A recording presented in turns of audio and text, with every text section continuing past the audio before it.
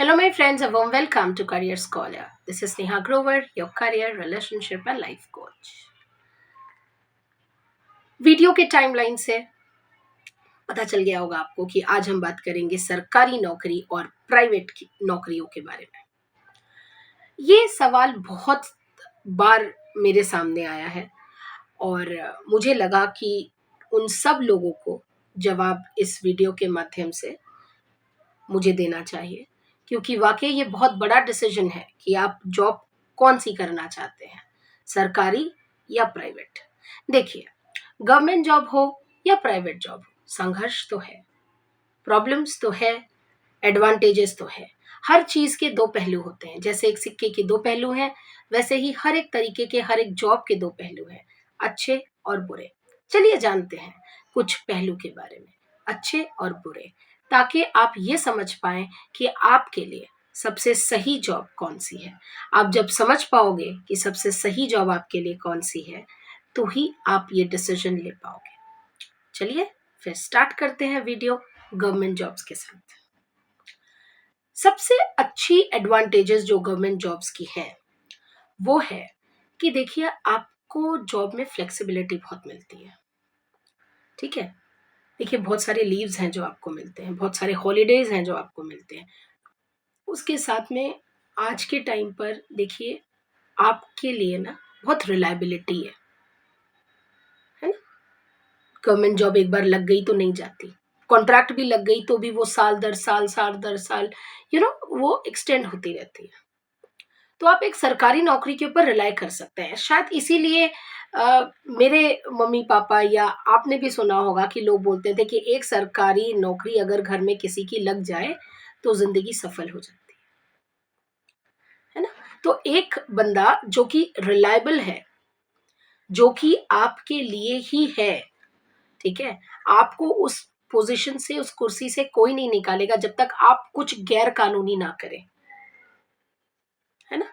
तो सरकारी नौकरी के फायदे बड़े हैं, पैसे अच्छे हैं। आप ग्रुप डी की भी बात करें, ग्रुप सी की बात करें, ग्रुप बी और ए की तो चलिए छोड़ ही दीजिए, लेकिन स्टार्टिंग सैलरी 60-70 हज़ार रुपए है, बेस सैलरी।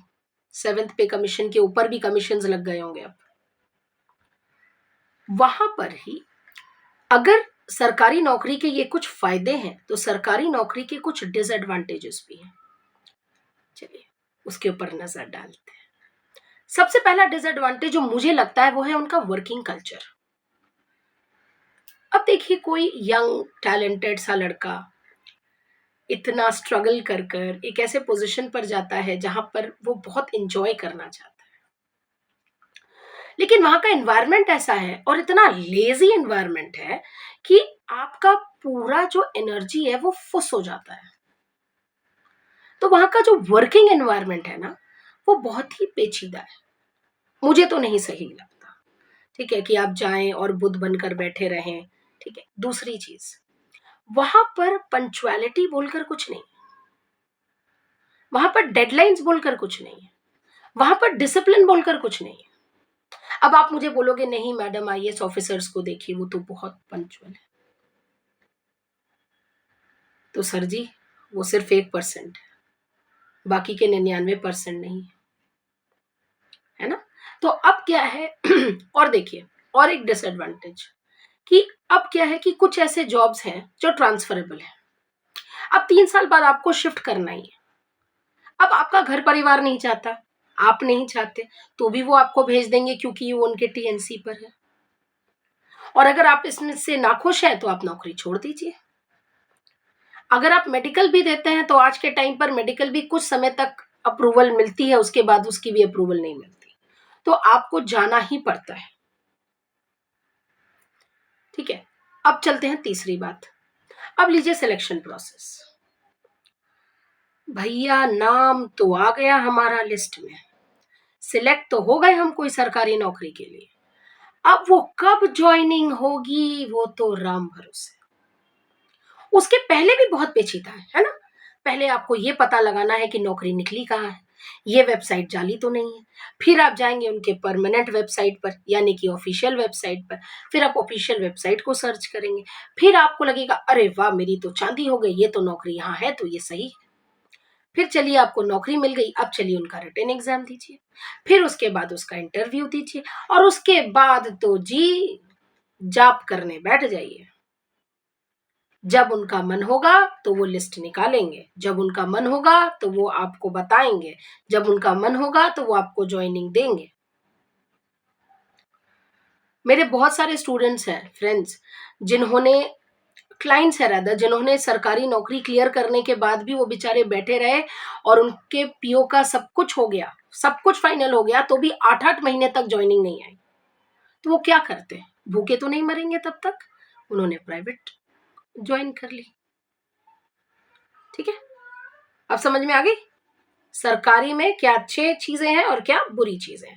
अब चलिए बात करते हैं जरा, बहुत अच्छी और बुरी बातें हमने सरकारी के बारे में की हैं, तो लेकिन अब प्राइवेट के बारे में भी कुछ कर ले, वो बुरा मान जाएगा।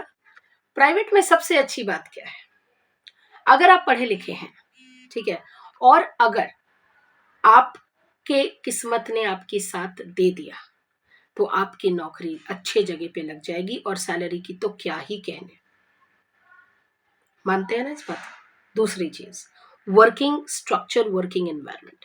आप इंडिया चाहो इंडिया में काम करो, फॉरेन चाहो फॉरेन में काम करो, आपको सिर्फ अपने कैलिबर को साबित करना है कि हाँ जी मैं इस काबिल हूं और मुझे ये चाहिए। अगर आपने रिलेटिवली पढ़ाई कर ली और आप उस मुकाम तक पहुंच गए, तो आपको कोई रोक नहीं सकता। आप आराम से अपने आप के लिए आगे बढ़ सकते हैं। ठीक है, ओके। उसके बाद हम बात करते हैं सिलेक्शन प्रोसेस की। देखिए, रिसेशन बात को भूल जाते हैं, जैसे अभी रिसेशन चल रहा है, बहुत सारे बच्चे बेंच पर हैं, मुझे पता है, वो बोलेंगे नहीं नहीं मैडम हमारे साथ भी ऐसा हो रहा है। देखिए, ये रिसेशन का जो फेज होता है ये ऐसा ही होता है, ये ऐसा ही पेचीदा फेज है, कोई कुछ नहीं कर सकता, है ना। जैसे हम कुछ नहीं कर सकते कि सूरज देवता ईस्ट से निकलेंगे तो वो ईस्ट से ही निकलेंगे, है ना, और पश्चिम में डूबेंगे तो पश्चिम में ही डूबेंगे। वैसे ही फ्रेंड्स, अगर रिसेशन है तो एक्सेप्शनल केस है। Okay, I am talking about rest of the time. ठीक है, अब हम बात करते हैं सिलेक्शन प्रोसेस की। आप कैंपस सिलेक्शन से बैठे या ऑफ कैंपस से बैठे, यानी कि मतलब आप अपने आप नौकरी ट्राई करें, आपको जवाब मिल जाएगा। ऐसा नहीं है कि आपको सरकारी की तरह पूरी अपनी जिंदगी बैठा के रखनी पड़ेगी। लोगों के शादी और बच्चे हो जाते हैं और ज्वाइनिंग लेटर नहीं आता, है ना। ऐसा हमारे प्राइवेट नौकरियों में नहीं होता। ठीक है, उसके बाद जो एक बहुत अच्छी बात है आज के ज़माने में प्राइवेट नौकरी में, कि आप एक जगह से दूसरी जगह आसानी से शिफ्ट कर सकते हो, जो कि आप सरकारी में नहीं कर सकते, है ना। सरकारी में फिर भैया डिप्यूटेशन में जाओ, इसमें जाओ, उसमें जाओ, इतना तो उनका तामझाम है। जब तक उनका तामझाम समझोगे तब तक तो एक लेवल से दूसरे लेवल पे चले जाओगे। ठीक है, समझ में आ रही है फ्रेंड्स। तो इसीलिए अभी क्या है, अभी सबसे ज्यादा इंपॉर्टेंट जो चीज है जो हमें समझनी चाहिए वो ये है कि प्राइवेट जॉब्स के ये सब कुछ एडवांटेजेस। अब चलते हैं प्राइवेट के कुछ डिसएडवांटेजेस के बारे में। सबसे पहली चीज, छुट्टी नहीं मिलती। जबकि आपका एचआर बहुत ही बेहतरीन हो, बहुत ही अच्छा हो, बहुत ही सुलझा हुआ हो, और उसके साथ आपका कोई भी पंगा ना हो, तब तक तो कोई बात नहीं है। लेकिन मैक्सिमम टाइम पर एचआर की भी गर्दन कसी हुई रहती है और वो आपको छुट्टी ग्रांट नहीं करेगा, चाहे कुछ भी हो जाए। ओके, दूसरी चीज, देखिए भैया कोई जॉब सिक्योरिटी नहीं है। अभी आप देख रहे होंगे अमेजन से, फ्लिपकार्ट से, गूगल से कितने लोगों को निकाल रहे हैं। कोई भी आप कंपनी का नाम लीजिए, कोई भी आप इंडस्ट्री का नाम लीजिए, ऐसे लोगों को निकाल रहे हैं जैसे दूध में से मक्खी को निकालते हैं। वो ये नहीं सोच रहे कि किसी का लोन चल रहा होगा, किसी की जिंदगी हमारे जॉब पर आधारित है, किसी का घर इस सैलरी से चलता है, किसी के बच्चों की जिंदगी इस सैलरी पर निर्भर है। कभी नहीं, वो कभी नहीं सोचेंगे। तो ये बहुत ही बड़ा ड्रॉबैक है कि कोई जॉब सिक्योरिटी नहीं है। आपको अभी फोन करके बोल देंगे, अभी ईमेल कर बोल देंगे कि जी आइए और अपना पिटारा बंद करिए और हमें हमारा सामान दीजिए, आप अपना सामान लीजिए और टाटा बाय बाय। लेकिन सरकारी ऐसा नहीं है। ठीक है, उसके बाद जो इससे भी अच्छी बात है वो ये है कि पेंशन्स नहीं है। बहुत सारे गवर्नमेंट जॉब्स ऐसे हैं जिसमें पेंशन्स मिलते हैं, अभी भी मिलते हैं, है ना। बहुत सारे पुराने डिपार्टमेंट्स हैं, बहुत सारे मेरे रिलेटिव्स हैं जिनको अभी तक पेंशन्स मिलते हैं।